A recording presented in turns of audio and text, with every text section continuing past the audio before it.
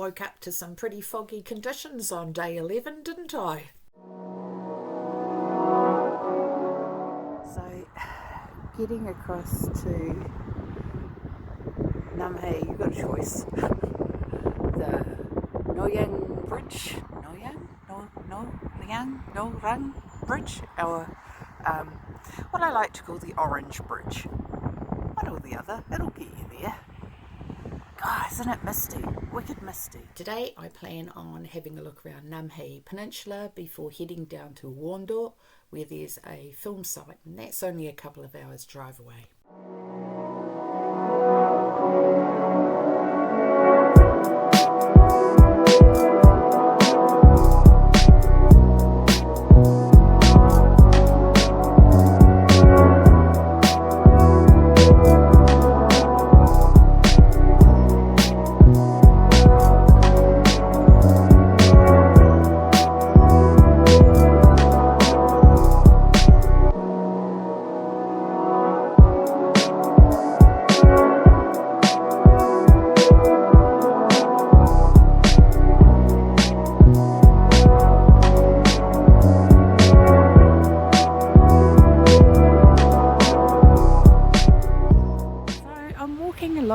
In this lovely little town, and I came across these and I'm like thinking, oh, isn't that lovely? You can imagine families coming along having picnics and sitting on the platforms together, but no, what they are platforms that you put your tent on. This is a campground, Korean styles. My gosh. Not too bad price wise, I suppose. I don't know what the going rate is for a campsite in Korea, but isn't that interesting? So you don't pitch your tent on the ground like we would. You pitch your tent on a platform, and each one's priced. So that one's 20,000 won. So I came across this. Along from the campsite, there's the usual bathrooms and everything, and then I found this place, which I've seen things like this in dramas before, but I've never really understood what it is. And I got me a good old papago out, asked it to interpret this sign, and it said a kitchen. That's a kitchen. So it's quite a lovely little beach, but it's very, very misty today. Like, I would say fog. But I quite like it. It adds to the mystique of it all, shall we say. But such a great little spot. I can imagine this is absolutely heaving come summertime.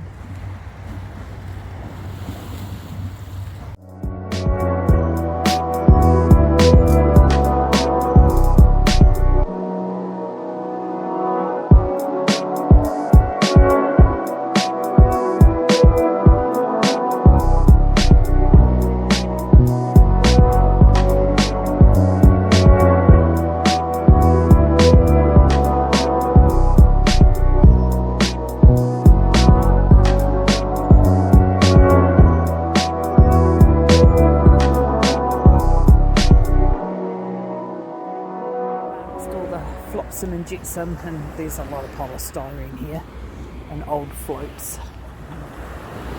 There's other interesting things too. I've been seeing a lot of these. Now, this is from a cuttlefish, which is a squid-like creature, and I don't know what part of the body this is, but I think it aids in flotation. It's quite strong, it's quite solid, but it's like a bony kind of, it's semi-hard. I can press my fingernail into it. But we usually see these in bird cages. We give these to our parrots and everything, cockatiels and budgerigars, to sharpen their beaks on. I've seen probably about 4 of these of varying sizes just on the beach washing up.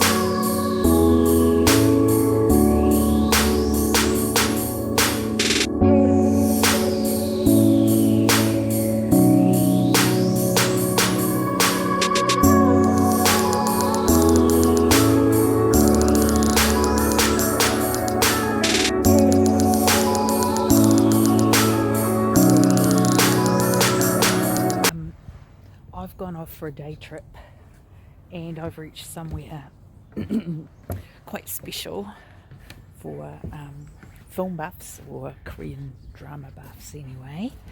I've reached a very, very famous film set, and some really interesting movies have been shot here, and most recently a little drama known as Chosen Lawyer,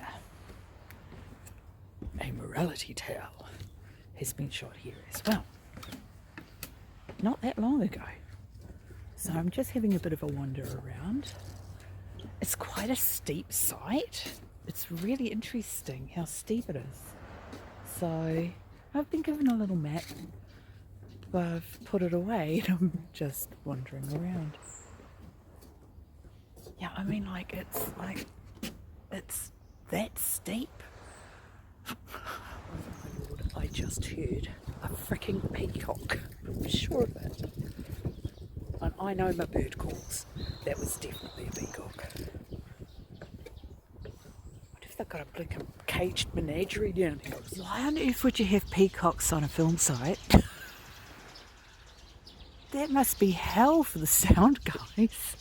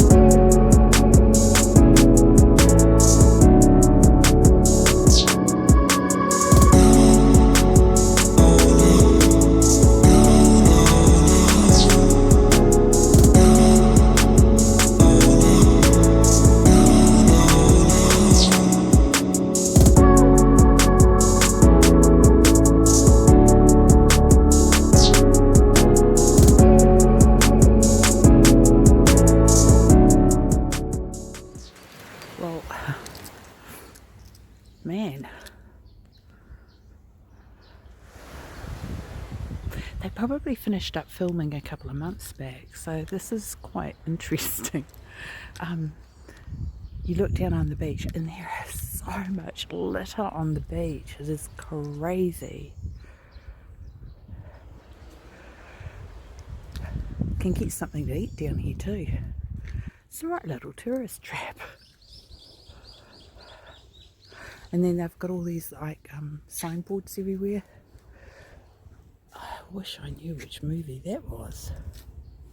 Anyway, it's all here still. The village well, where all the business is done.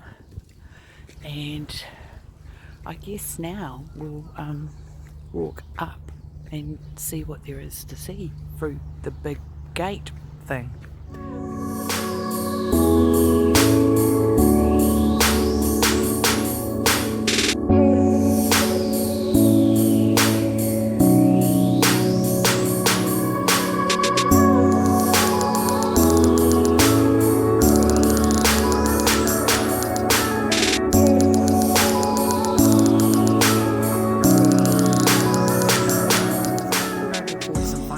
thoughts before I move on to the next place that I plan on visiting today. And yeah, it's a film set. It's completely fake. There's a lot of props still around that you can have a bit of a nosy at. There doesn't appear to be any restrictions about touching anything, which I did. I picked up stuff and had a closer look and took some photos, and yeah, it was fascinating. In summer, I think it could get darn hot here. Really hot. You'd be wanting to jump in the ocean every 5 minutes, regardless of the pollution. Yeah, it's a lovely spot. It's relatively quiet. You still hear traffic from up on the main road. And as for those darn peacocks, I don't get the peacocks at all. That doesn't make sense to me. But yeah, I'm glad I came and had a nosy. Crazy. Anyway, that was my final thoughts on a film set. As I left this area, I actually got a surprise pullover by the local constable, who also looked quite shocked when I rolled down the window and said, "Annyeonghaseyo." He breathalyzed me. That was quite entertaining, trying to figure out what that was about. And it turned out that I was perfectly fine after all my soju that I'd had the night before. So, weather report update. I'm back at my accommodation now, which is called Namu and Bada, which is Pine and Sea, or Sea and Pine, basically, is the name of the place. It's really great, really enjoying it here. And the hostess is absolutely delightful. She keeps delivering breakfast in the morning of apples and fresh bread with jam and hard-boiled eggs, and the eggs are done perfectly, I might add. Not a runny yolk to be seen. You know how I am about a runny yolk. I just can't cope.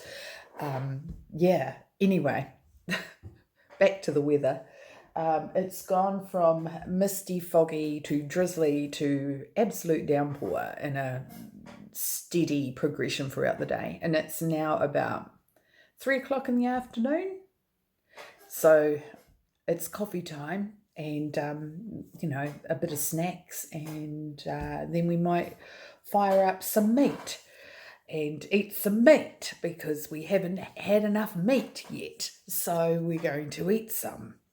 I think some of it might be from a sheep today. Try the soju again. This time with the beer and Sprite, and I'm liking it way more.